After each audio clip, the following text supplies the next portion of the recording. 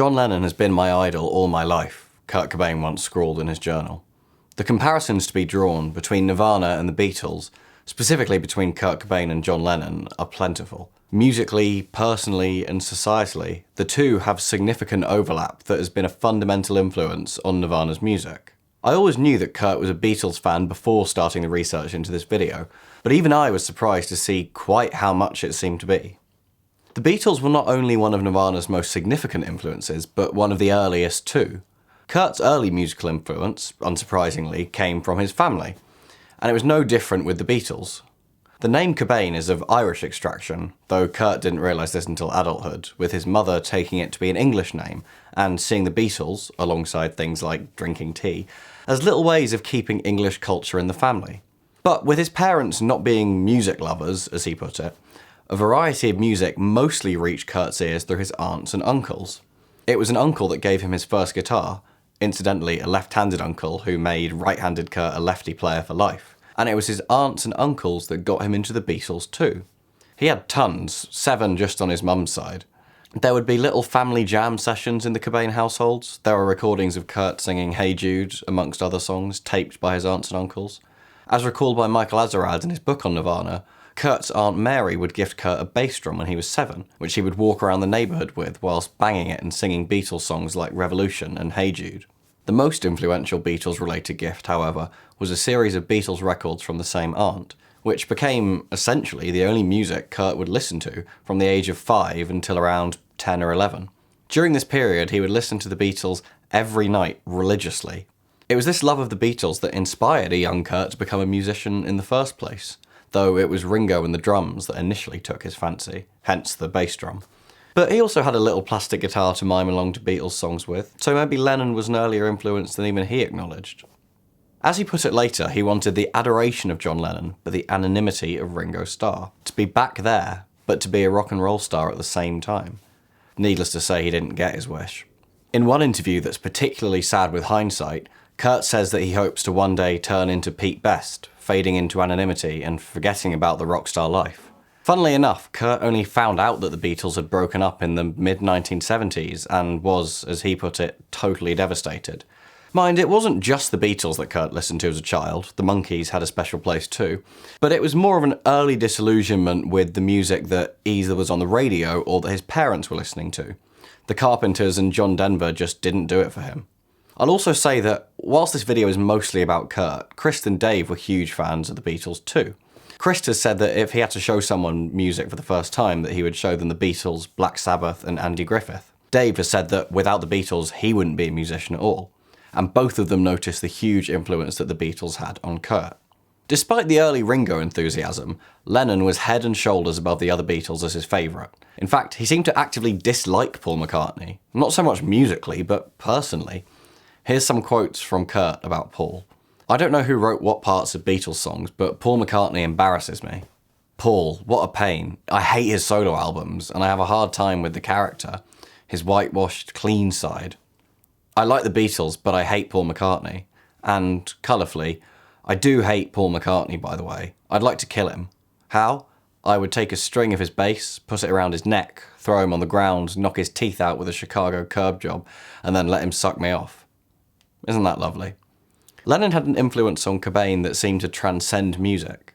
He felt a personal affinity with the man. In his journals, as I said, he scrawled, "John Lennon has been my idol all my life," a sentiment echoed by Krist. In the same interview where he described feeling embarrassed by Paul McCartney, Kurt says that he thinks he would have peed himself with joy if Lennon were around to praise one of his songs. He put it pretty bluntly in an interview with Rolling Stone in the last 4 months of his life. John Lennon was my favourite Beatle, hands down. Lennon was obviously disturbed, so I could relate to that. The Beatles found their place in Nirvana's history firstly through covers and, oddly, merch. One of Nirvana's early and now coveted t-shirts depicts the famous photo of a naked John and Yoko with the two founders of Nirvana's label Sub Pop, Jonathan Poneman and Bruce Pavitt, superimposed on top. Regarding covers, they jammed on I Wanna Hold Your Hand in San Jose in 1990, after covering the Vaseline's Molly's Lips, and they would jam on Yellow Submarine at a festival in Finland whilst touring Nevermind in 1992. Most famous, though, is a home cassette recording of Cobain singing the McCartney tune And I Love Her, recorded sometime in the late 1980s. gives me everything and tenderly. It wasn't even discovered until 2015, when it was released as part of Brett Morgan's documentary Montage of Heck. And for many, it's become the definitive version of the song, pushing 100 million listens on Spotify at time of writing. Equipped with just an acoustic guitar and starting from the second verse, Kurt has switched the key from E to G, slowed the tempo down significantly, and dropped the melody from its light and happy higher register to a croaking lower place. Last June, I was walking through a subway in Chisinau, the capital of Moldova, and there were two teenage boys in there busking. And as I got closer to them, I realised that they were playing the Cobain version of And I Love Her, so it's certainly got reach. The song that is referred to most frequently when talking about the Beatles' influence on Nirvana is probably About a Girl, released on their first album, 1989's Bleach, which is also the first album I ever owned myself. Bleach, by and large, is a pretty sludgy, grungy, punk rock album. The lyrics are, so Cobain claims, hastily thought out bouts of negative emotion. It's the Nirvana album that bears the fewest marks of Beatles' influence. Yet About a Girl may be their most Beatlesque song overall.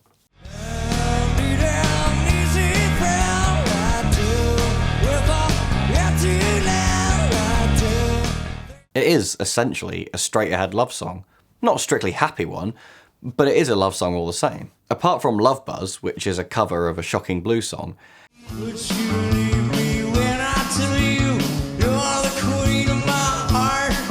it's pretty much the only song on Bleach that you could really call a love song.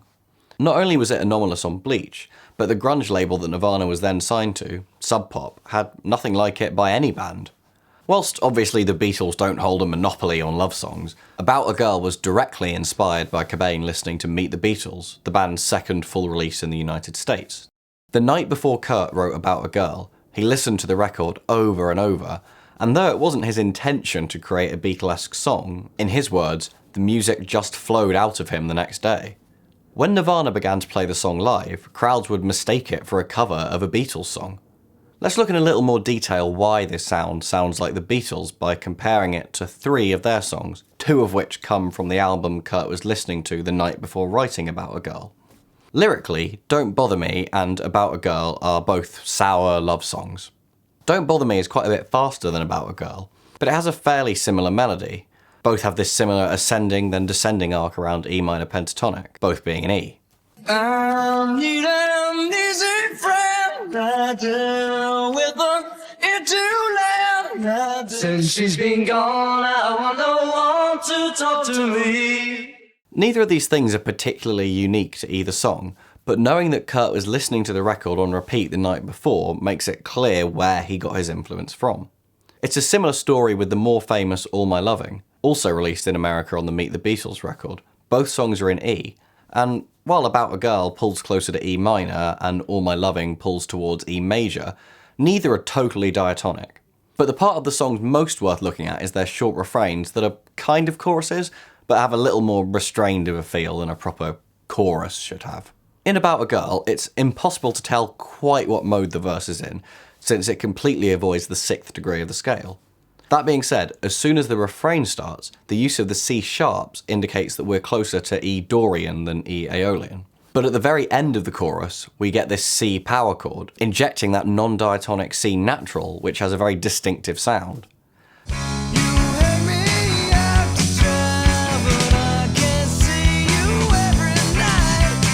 Something remarkably similar happens in All My Loving, where the C sharp in the C minor chord falls to that same non-diatonic C natural, creating in this instance a C augmented chord. All my loving, I will send to you. The last song that bears similarity to About a Girl is I Should Have Known Better, from the Beatles' 1964 album A Hard Day's Night. Again, it shares lyrical similarities with the Nirvana, being an embittered love song, but the main similarity is in the rhythm and the harmonic rhythm. The chords are different, but not crazy different. I Should Have Known Better goes from G to D, where About a Girl goes between E minor and G. The keys are relatives of each other, but the 2 chord per bar harmonic rhythm, starting with these crotchets before going into a quaver rhythm at basically the same tempo, sounds very similar across the 2 songs.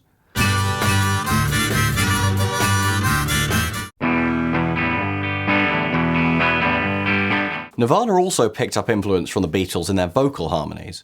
For all their punk rock aesthetic, Nirvana certainly liked a pretty vocal harmony more so than most punk bands. Let's return to All My Loving for a minute and compare the vocal harmonies there to those in Nirvana's On a Plane from Nevermind. In both On a Plane and All My Loving, the verses are harmonised in thirds in a very poppy, Beatlesque sound.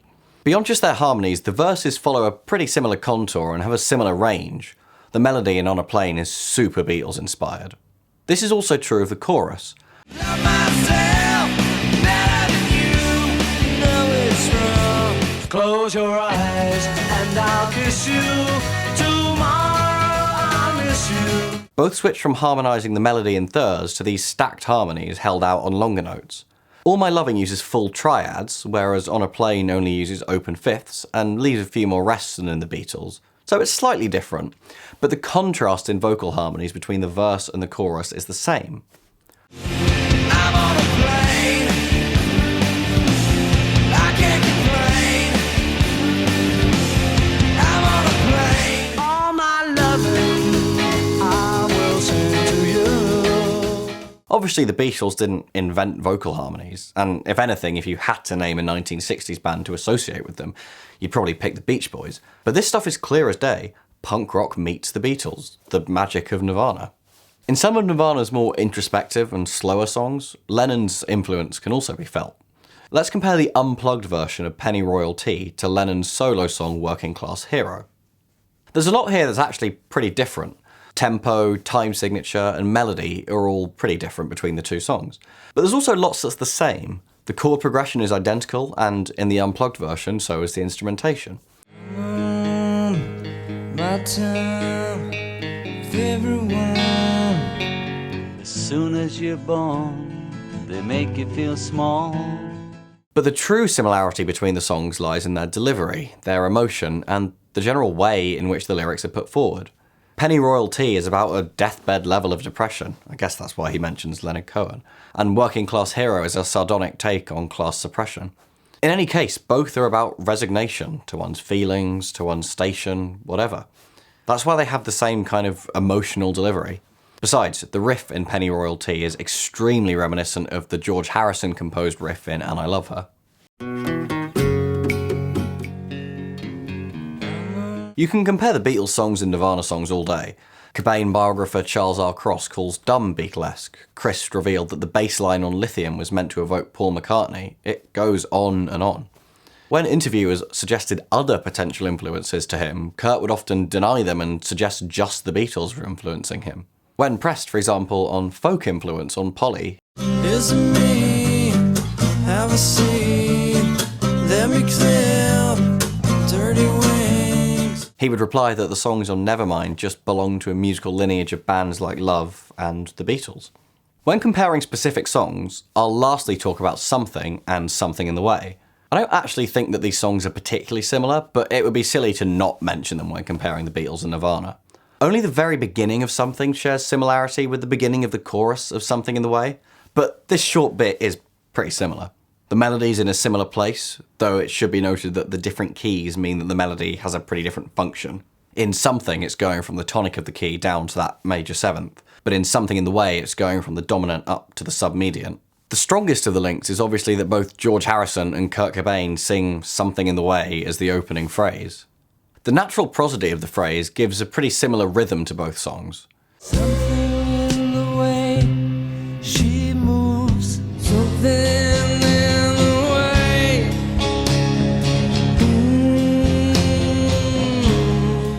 Cobain's singing style also took from Lennon, though it was also heavily influenced by his favourite punk rockers, the yin to the Beatles' yang.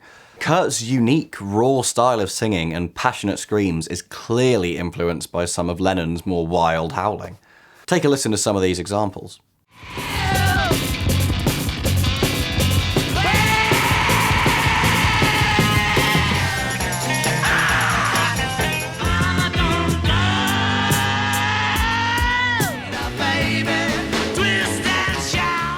Nirvana's authorised biographer Michael Azerrad wrote in 1992 that if he can stand the heat, Cobain, extremely bright and unafraid to take provocative stands, may emerge as a John Lennon-like figure. And the comparison with Kurt's idol isn't frivolous. Like Lennon, he's using his music to scream out an unhappy childhood.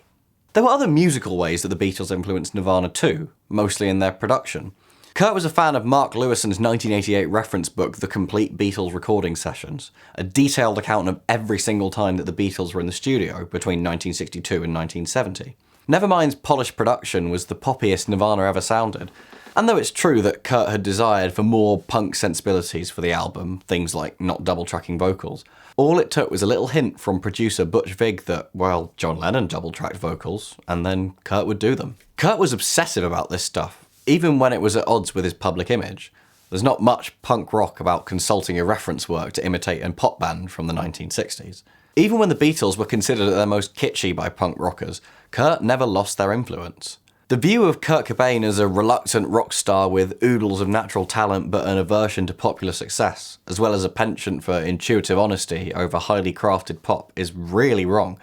He was dedicated to his craft and dedicated to his success. Before he was ever famous, he spotted a gap in the market for Beatlesque melodies with the heaviness of Black Sabbath, pondering how successful such a band could be.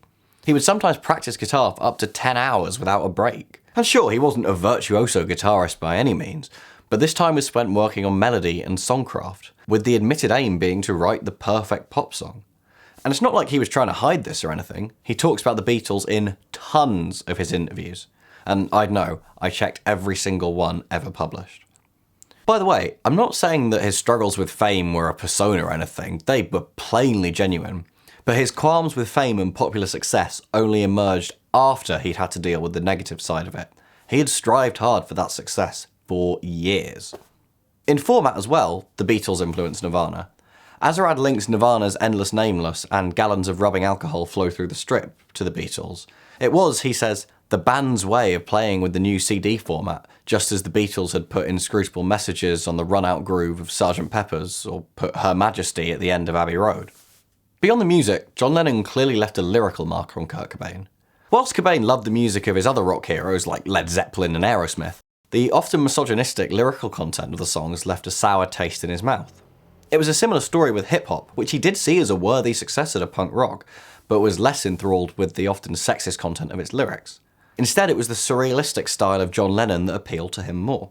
John Lennon's lyrics reflect the fantastical nonsense of one of his literary idols, Lewis Carroll.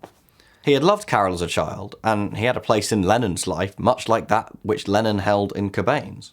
Michael E. Ruse has argued that, in fact, almost all of Lennon's major songs in the 1966 to 67 period show the influence of Carroll in some way. It was this love that led him to write 2 nonsense books of his own in the mid-1960s, In His Own Right and A Spaniard in the Works. The former of these has an introduction by Paul McCartney, which concludes that there are bound to be thickheads who will wonder why some of it doesn't make sense, and others who will search for hidden meaning. 2 of Lennon's Beatles songs, I Am the Walrus and Lucy in the Sky with Diamonds, were inspired by Carroll's writing. I Am the Walrus was directly inspired by Carroll's The Walrus and the Carpenter, a poem in Through the Looking Glass, and the rocking horse people in Lucy in the Sky with Diamonds come from the rocking horse fly Alice sees. There's tons of these little Carroll-Lennon links, it's very well trodden ground. Nirvana's lyrics often hit with the charge of not making any sense, and Cobain's lyrics were, broadly speaking, and likely drawn from Lennon, chosen for their phonetic quality rather than the direct meaning behind them. They're certainly more impressionistic than descriptive in many cases. Like many before him, and probably most famously David Bowie, he avoided meaning at all in some lyrics by taking words and lines from elsewhere and just slotting them in. As he said, sometimes I can't even come up with an idea of what the song is about. He was also known for writing his lyrics at the last minute. For Bleach, Cobain said that he didn't give a flying fuck what the lyrics were about, with about 80% being written the night before recording. And Kurt cut it even more fine with the lesser-known song Opinion. He performed the song live on Chaos FM in 1990, and in a short interview with the host claimed that he wrote most of the lyrics that very evening whilst driving to the studio, driving with one foot. He wanted to be as spontaneous as possible. The result of this approach to lyric writing was lyrics that, and this isn't a criticism, often just don't make any sense. There is perhaps no better example of this than Nirvana's biggest hit, Smells Like Teen Spirit. Since its release 3.5 decades ago, people have been trying to decode what exactly it's about, and the general impression is that it's an anthem of teen rebellion in some sense, but what relevance does a mulatto, an albino, a mosquito, my libido have to that? Opposites, energies, it's all pretty vague. Lyrics like this really are not much different to those in I Am the Walrus, like Crabalocka Fishwife, Pornographic Priestess, or Elementary Penguin singing Hare Krishna. Kurt was famously arrested in 1985 for spray painting God is Gay, but he and his friends would also vandalise buildings with total nonsense phrases in the 1980s, my favourite example being amputate acrobats. Literary nonsense ran in his blood. Funnily enough, the Beatles songs that I've discussed today come from across their catalogue of records, but not a single one comes from Kurt's favourite Beatles album, Rubber Soul, and nor have I traced any direct influence from Kurt's favourite Beatles song, Norwegian Wood. 2 months before the birth of his daughter Frances, he joked that he would have Rubber Soul playing as she was born. I'm not going to make any direct links between Rubber Soul and Nirvana here, but it might be an interesting avenue for someone else to pursue. Although Kurt did once joke that the Chipmunks Sing the Beatles hits album from 1964 was better than the Beatles. Maybe that's his real favourite album. Lennon and Cobain would grow to hold a similar status as rock icons of their respective generations, Baby Boomers and Generation X. In fact, upon Cobain's death, comparisons to Lennon's equally violent end abounded. Musicians dying young was nothing new, but for someone of that star power to go in such a violent way was unusual. Car accidents or drug overdoses likely wouldn't have brought on the same comparisons. Whilst the deaths of Jim Morrison, Janis Joplin, and fellow Seattleite Jimi Hendrix were also evoked as part of the infamous 27 Club, it was actually John Lennon who was the most frequent comparison. In news reports of his death, stations both local and national would compare the two. I think to his generation, he's the closest they've probably had to a John Lennon. Melody Maker, in their coverage of the news, described Cobain as a former obsessive Lennon fan and one who had taken the place of his own idol. The death became a touchpoint for thinking about contemporary youth culture, and the outpouring of mourning over who a lot of older people saw as a depressed, suicidal junkie created a clash between young and old, the old who had mourned Lennon. Many people over 30 probably never heard of Kurt Cobain, but for younger fans, his music captured the spirit of the difficult transition from youth to maturity. Kurt even had his own Yoko Ono. Now, I really like Yoko Ono, and I really like Courtney Love, so when I say this, I mean it as a positive comparison, but let's face it, most people didn't. Strange Love, a Vanity Fair hit piece published only 6 months after Kurt and Courtney married, makes the comparison in its opening lines. The grunge John and Yoko, it questions. Courtney even jokes about it herself. Just call me Yoko Love, she says. Everyone just fucking hates my guts. Kurt hit back at the piece in August 1993, calling its author Lynn Hirschberg a vindictive bitch for several provable factual errors, alleged misquotes, willful missing of sarcasm, and the use of vague, uncredited insiders. But the damage was done, and Courtney Love's reputation is still yet to recover from the damage done to it in spite of her own musical triumphs. Once the Vanity Fair piece got traction, Courtney as Yoko dogged the pair for the rest of their time together, with English magazine The Face describing how she'd been accused of putting a knife in Cobain's career, much like Yoko was felt to have done. Azarad, in an article from the Rolling Stone, pointed to the more positive similarities between both rockstar wives. Both were equally provocative and visionary artists in their own right. The press's scrutiny of the couple was another facet of Cobain's personal affinity with Lennon. Near the end of his life, he said of Lennon, "I just felt really sorry for him to be locked up in that apartment. Although he was totally in love with Yoko and his child, his life was a prison. He was imprisoned. It's not fair." Now, I'm not a psychologist, but it's clear that he's not just talking about John and Yoko here. The Beatles, then, are one of the primary influences on Nirvana, perhaps above any other individual act. Kurt's fondness for their music, and John as a person, permeated his work from the very earliest demos to the final songs he ever recorded, and understanding the link between the two, as far as I'm concerned, sheds a whole new light on Nirvana's music. As always, all the sources for this video are linked in the description, and all of the specific citations can be found in the script. Thanks so much for watching, and if you enjoyed this video, then you might enjoy some of my others. I've got a few others on the Beatles, like ones on Russia's biggest Beatles fan, the Beatles' influence in the Soviet Union, and what I think is Paul McCartney's greatest love song. I'll link them all in the description as well. Please feel free to leave your thoughts in the comments. I always love hearing what you guys have to say about the music that I talk about. And don't forget to subscribe and leave a like, and hopefully I'll see you next time.